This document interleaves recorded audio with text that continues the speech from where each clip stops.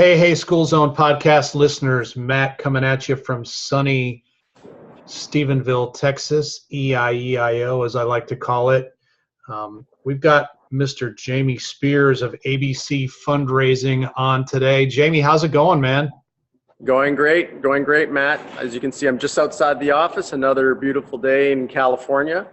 Even though we service nationwide, but our headquarters is here in Southern California. Wow. So what's the temperature like there right now, just to make all the rest of us feel bad around the country? Okay, I apologize ahead of time, but I think we're a balmy 90 degrees in October, mid-October. So honestly, we prefer to have a little cooler fall feel, but it's a hot day, which is kind of out of the ordinary. Wow. So we actually have it better. So with that, we actually have it. Yeah, you probably do. So I'm going to step into air-conditioned office where I'll be a little bit more comfortable during our call. Sounds good. Yeah, I think we've got it in the mid 70s today. So we actually, I think, have you guys beat for a day anyway. Take the victory today. That's a good one. So Jamie, give us a little background on you and how did you find yourself in the fundraising world and that type of thing? Great question. Actually, back in college is where I first experienced fundraising firsthand, whereas we did a fundraiser. We needed to raise money for a thing called the Commerce Games because we were representing our region. So with that, I said, wow, fundraising, this is quite something. I was a business major, so I decided this is something I want to embark on. So we started with our own product called Scratch and Help 25 years ago. And that eventually brought us into more products like cookie dough, popcorn, discount cards. So we're truly at this point, even though we started with our own premier produced product, we're now a one-stop shop for all fundraising. And, our original Scratch and Help is probably number 3 on our busiest fundraisers. Our cookie dough, popcorn, discount cards, they're all up there as far as the different products we do. So you started fundraising for yourself initially, correct? Yeah, for a school group. So I was in charge of the school group and in charge of funding and financing, and we needed to get a bus. We needed travel money. So everybody being students, we figured, what do we do? So we created something that was like our Scratch and Help, except it was like with little peel-offs. So we had someone, one of the members' parents was in the printing business. So we came up with this concept. We did it as a fundraiser. Next thing you know, a couple other schools heard about it, heard that we raised like $8,000 in 2 weeks, which was kind of unheard of at that time, or at least with our school and our group. So next thing you know, other groups were asking about it, and that kind of was the birth of the business. And ever since, we never looked back, and we went nationwide. And the internet was really breaking out at this point, mid 90s. So we were online with our ABC fundraising, and we've been focused on optimizing and make sure we come up in the top of the search engines. So then you've been doing this now for what, 20 plus years? 25 years. Yeah, this year will be 25 years that we've been doing this. Outstanding. Yeah. So what is Scratch and Help? I don't even know what that is. Scratch and Help. Well, let me see if I can get a sample for you. So I'll peruse my office here for Scratch and Help. Oh, and right on my desk. Let me grab that. So Scratch and Help, I'll bring here in front of me, is this. So we would put the group's name right where you see this writing. And if they have an image, a logo, we'll put that on as well. So this one is just a very simple print. So obviously they get a little bit fancier when we have a group logo. And then when you open it up, people scratch. So here, let me just get it open for you.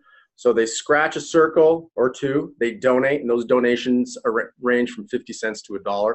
And then they get a sheet of coupon as a thank you in the middle. So you can see this is a pad of many different coupons. So the member would tear off a sheet, give it to them as a thank you for the donation. Then they bring the book to the next person, and same thing. They'd donate and get a sheet of coupons. So once this booklet's fully complete, it will raise $100, and the cost is $20 per book. So the group makes $80 So in fundraising, that's 80% profit. That's pretty big. So it's as big as it gets compared to some of the 50% programs. So that's what really put us on the map. Then we created another program. So let me grab a copy of that, called Speirs. So Speirs, this is like a DVD case, but instead of a DVD being inside, there is, let me just open that, an arrow that someone would spin. So they spin that and they donate the amount that it lands on, and then they get a sheet of coupons as a thank you for their donation as well, just like the Scratch and Help. The beauty of the Speirs is it will raise $200, so more than the Scratch and Help, but it's reusable because the spinner keeps spinning, right? And unlike the Scratch and Help, once you've scratched it, it can't be scratched a second time for each one of those spots. So this is a reusable fundraiser for groups that want to do this year after year. So those are the two programs we started with. And then we started doing cookie dough, popcorn, Auntie Anne's pretzels. We actually brought them into the fundraising industry years ago, and discount cards. So I wanted to share with you we have a wall here of all these different discount cards that we've done throughout the years. And it just goes on and on and on. There's tons and tons of different discount cards that we've done. So we put them up here. This is our little mosaic collage that we created. But the discount card too, it enables a group to do a fundraiser once a year. It's kind of like a grassroots effort locally. So local merchants participate that want to help support the school.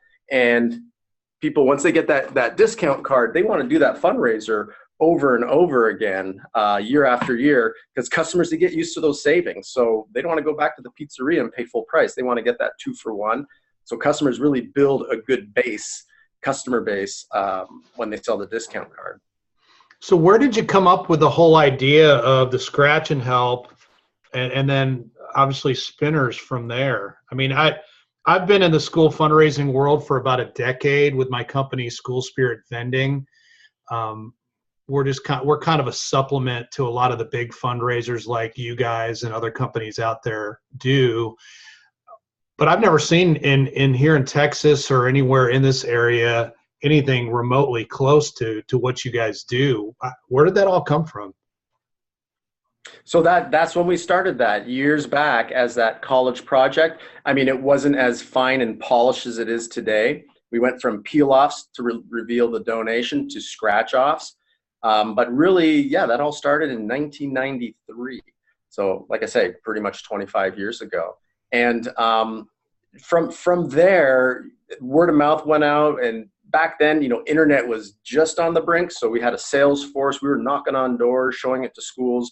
And like you say, it was unheard of. They were not used to making 80% profit. And we give them some free books also to help cover their cost. So it just made it where they would fundraise and majority of the money would go into the group's pocket. But what we found over the years, because for the first 8-10 years, that's all we ever did was Scratch and Help. Then we created our Speirs, and then we started realizing our customers do more than just one fundraiser a year. They'll do 3, 4, and it's not always Scratch and Help. They'll want to do their that staple fundraiser, the cookie dough, or they'll want to try something new like popcorn or pretzels. So that's where we realized our business is our customers, not just our Scratch and Help. So that's why we created our one-stop shop at ABC Fundraising, where groups could do a flip-flop fundraiser, travel mugs, so some of the spiritware. They could do the discount card, entertainment card. So we have the entertainment digital card as well. Beef jerky, snacks. So a lot of order takers too, because the risk-free order takers, a lot of groups like that, where they don't have to put up any money up front. They run their sale and they'll order whatever they sold. So but I guess my question is, where did the gamification come from? Where did that idea come from versus, just going up to somebody and say, hey, will you donate $5 or will you donate 10 or 20? Yeah. Where did all that idea come from?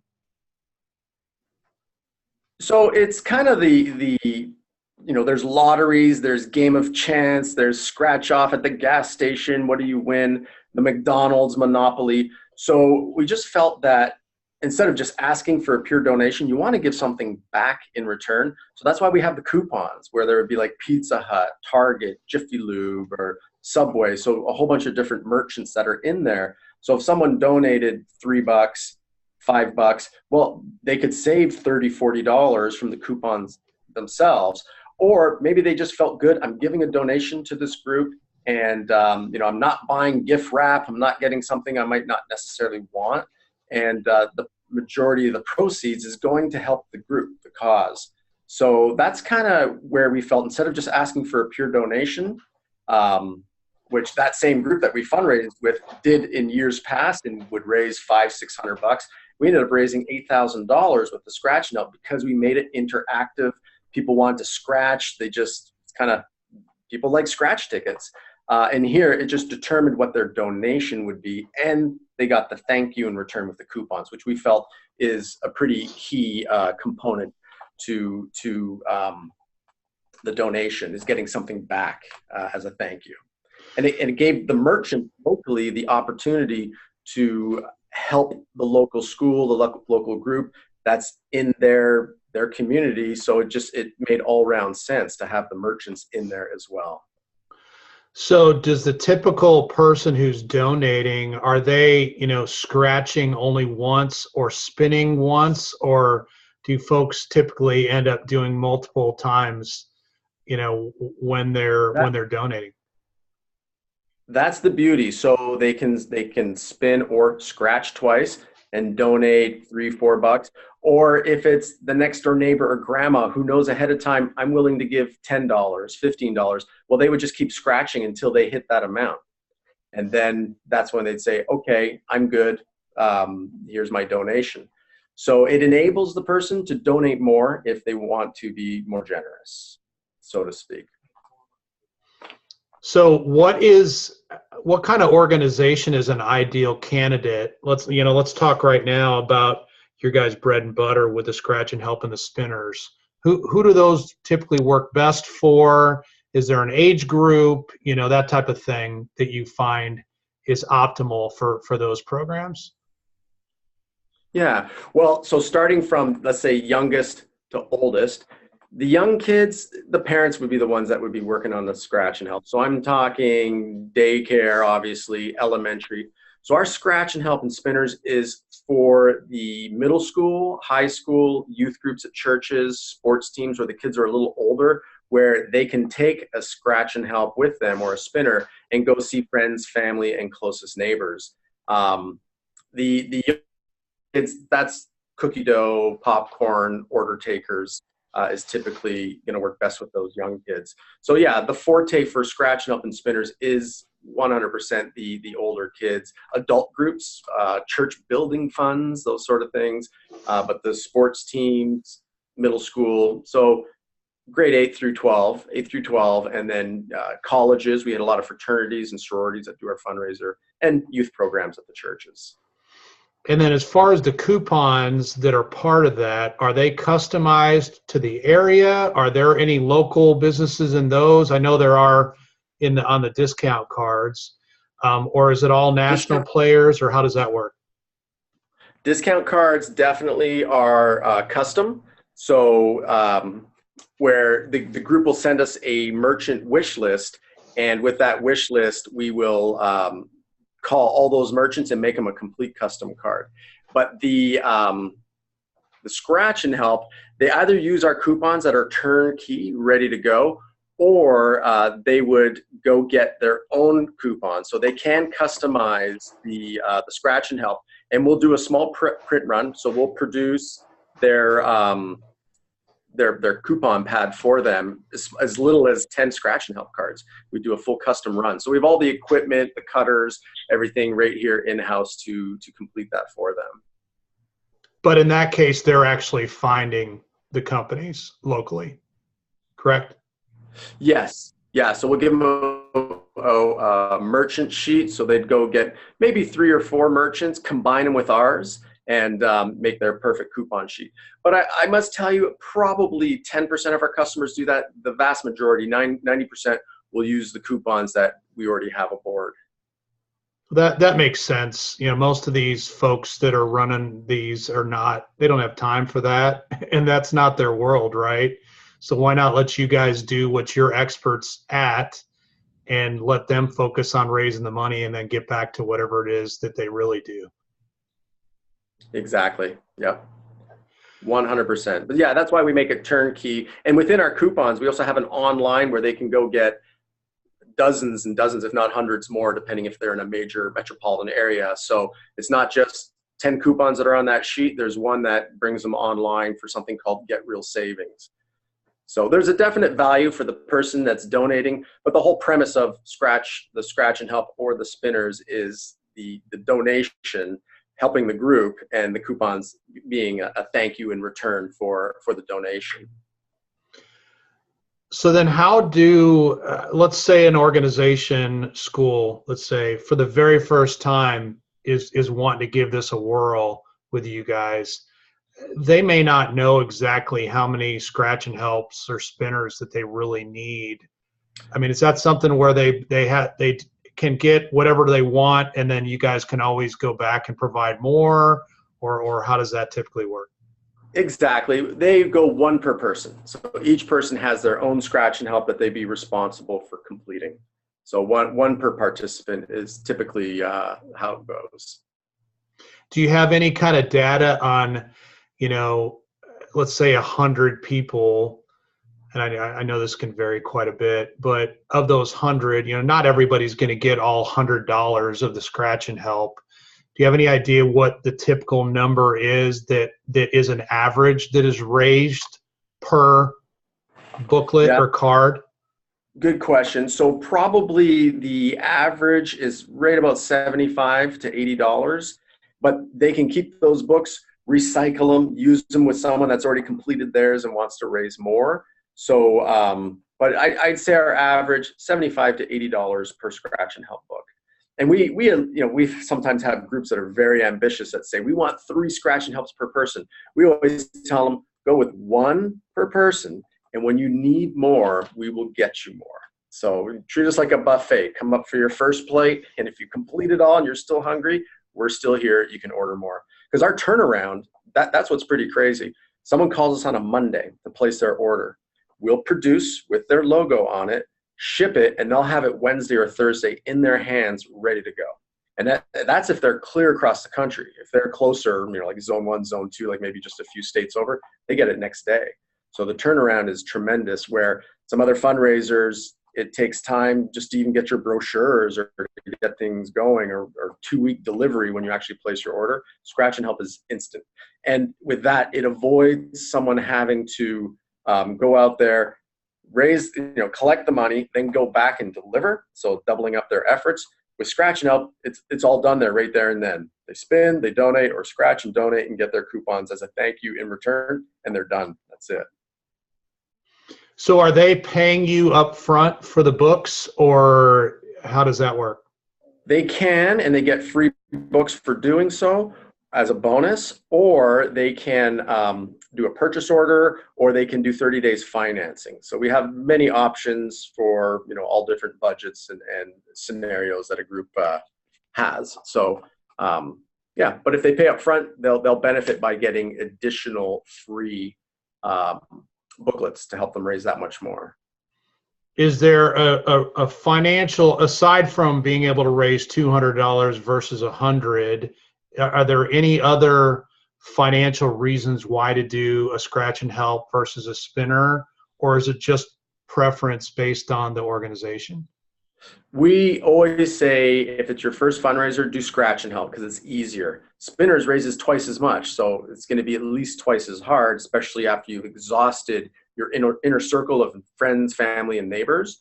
So Spinners is for the group that's already got a Scratch and Help under their belt, and now they're just doing this year after year after year. Because we have customers that 10, 15 years going strong doing a Scratch and Help every year, or they've graduated, as we say, up to Spinners because they can raise more, and so they're used to it. They know the drill. They know how to go out there and fundraise. They're good at it, and they'll profit more because they're raising more because the way the finances go between Spinners and Scratch and Help. as far as time of year, is there a time of year that you guys find that typically works best, or most schools do a scratch and help or a spinner in the fall, and then they follow that with one of your other programs in the spring, or is it completely across the board as far as how they want to manage that? Scratch and help is year round. I mean, obviously it gets busier in the fall and February, March, April, the winter months, but we're year round. It's just the type of group changes. So in the summertime, it's a lot of church and youth programs. In the wintertime, it's sports. In the spring, it's outside of school sports. But it's year round because it doesn't melt. It's not perishable like a food. It's a paper product. So pretty straightforward and simple as a year round fundraiser. What are you kind of touched on, the discount cards and the cookie dough and some of the other stuff that you do. Sounds like just about anything somebody can think of, you guys have the opportunity or the ability to help folks with. Are there maybe one or two of those that you want to highlight that that you're most excited about? Or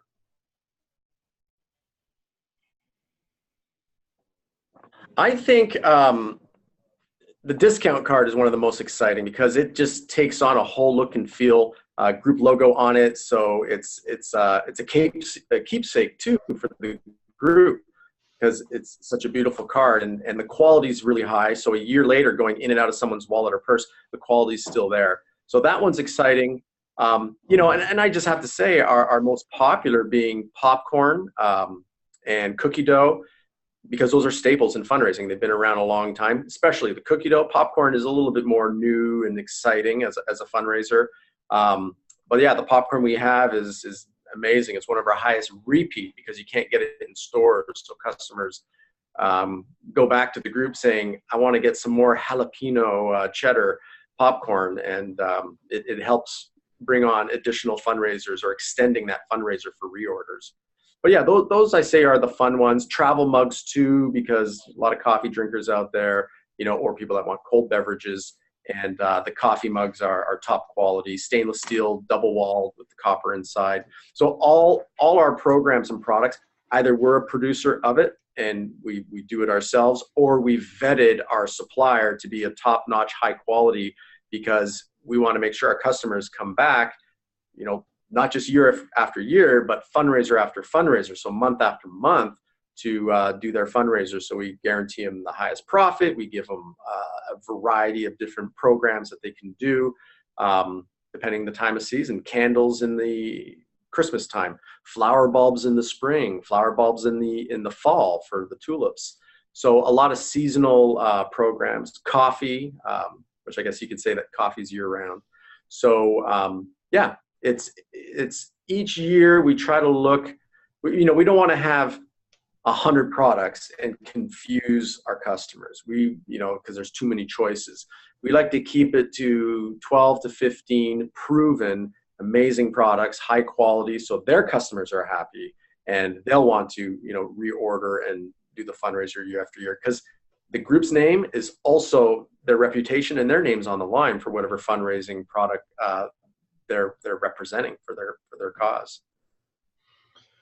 So do you guys have a team all over the country, or are you able to do most of what you do with a centralized team? How does all that work for schools that are outside of your area? A bit of both. So we have distributors in the field across the nation, and we're also online. So it's an interesting marketplace. Some schools want to have someone come into the school and talk to the kids. Some schools, they just went online and they do everything online. Our 800 numbers there. We encourage them, call us, we're here. But some people just prefer email, digitally send it in, send me 200 forms of your cookie dough. I'm in charge, I know what I'm doing, I'm gonna get this launched. So it's pretty much the medium that the customer wants that we're making available. But we do have our distributors, our sales reps that are out in the field, in all 50 states. So Jamie, any other parting thoughts that you can think of that you really want to leave folks with about ABC fundraising and all the really cool stuff you guys are doing?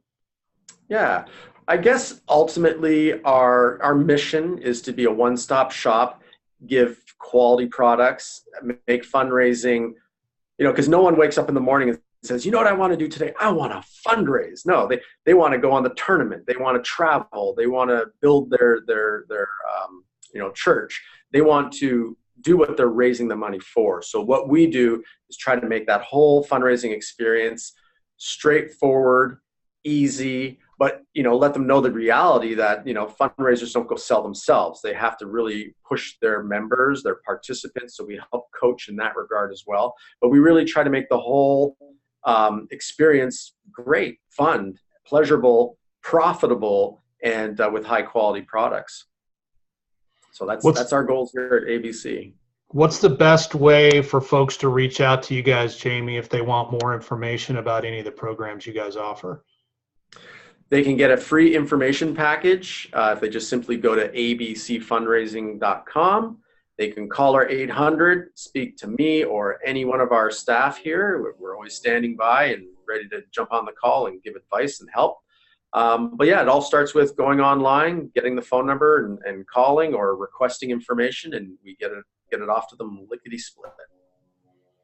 Jamie Speirs, appreciate you taking time out of your busy schedule to share with the School Zone audience here in the School Zone. Appreciate you being here, man. And we thank you for inviting us as a guest on your podcast. Greatly appreciated, enjoyed it. And any other time, would love to participate again. So thank you very much for thinking of us, and it was a pleasure. Hey, School Zone audience, yet again, another incredible episode from an amazing company right here on the School Zone podcast. If you have not subscribed to the show and wouldn't mind doing that on your podcast player of choice, that would be awesome, as we're a weekly show and we're always providing new and relevant content. On top of that, if you happen to be by iTunes and could take a minute to leave us a review, those reviews are what allows us to get the word out for anybody else who is potentially looking for content like ours on iTunes. So your kind words and good words mean a lot if you've got a minute and have the ability to do that. Until next week, have a good one.